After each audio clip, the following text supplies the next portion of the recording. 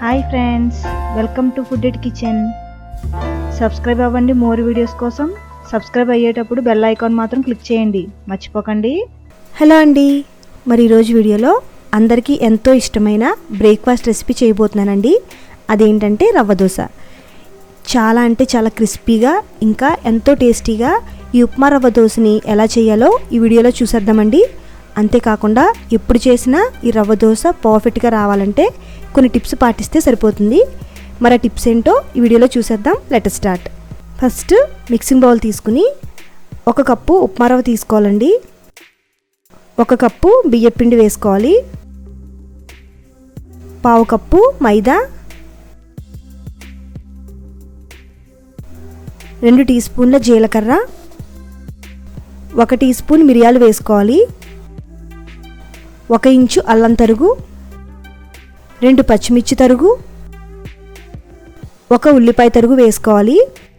ఇవన్నీ కూడా చాలా సన్నగా తరుక్కోవాలండి, చిన్న చిన్న ముక్కలుగా. ఆ తర్వాత 1 టేబుల్ స్పూన్ కొత్తిమీర తరుగు, 1 కాడ కరివేపాకు ఆకులు వేసుకోవాలి. వీటితో పాటు 1 టేబుల్ స్పూన్ పెరుగు కూడా యాడ్ చేయండి.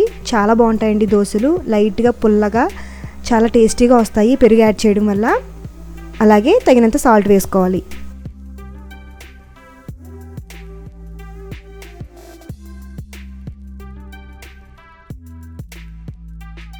ఇప్పుడు తగినంత వాటర్ యాడ్ చేసుకోవాలి. నాకు ఇక్కడ 3 నుంచి 4 గ్లాసులు వాటర్ పడ్డాయండి మొత్తం. రవ్వ దోశకి పిండి కన్సిస్టెన్సీ నీళ్ళగానే ఉండాలండి, అప్పుడే దోశలు క్రిస్పీగా వస్తాయి. ఇప్పుడు ఈ పిండిని 20 నుంచి 25 నిమిషాల వరకు నాననివ్వండి. 20 మినిట్స్ తర్వాత ఒకసారి మూత తీసి చూద్దామండి ఎలా ఉందో. వాటర్ అంతా పైకి తేలిపోయింది కదండి, పిండి అడుగుకి వెళ్ళిపోయింది కదా. ఇప్పుడు ఈ పిండిని మరొకసారి కలుపుకోవాలి. ఇలా కలుపుకునేటప్పుడు ఇంకా చిక్కగా అనిపిస్తే కనుక ఇంకాస్త వాటర్ యాడ్ చేసుకోండి.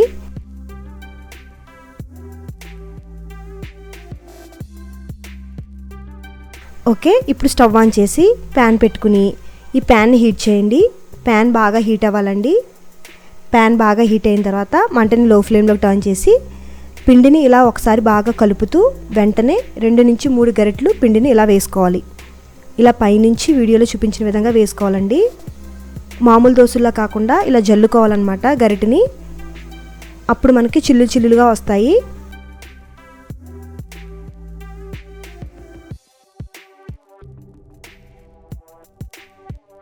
ఇప్పుడు మంటని మీడియం ఫ్లేమ్లో ఉంచి ఈ దోశను కాల్చాలి. 2 నుంచి 3 టీ స్పూన్ల ఆయిల్ వేసుకోవాలి చుట్టూ.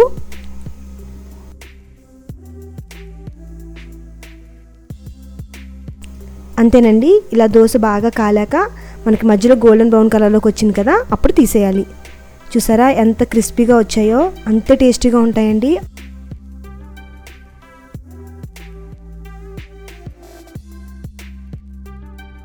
కొబ్బరి చట్నీతో తింటే సూపర్ ఉంటాయండి దోశలు. మరి వీడియో నచ్చినట్లయితే లైక్ చేయండి, అలాగే షేర్ చేయండి. Bye friends.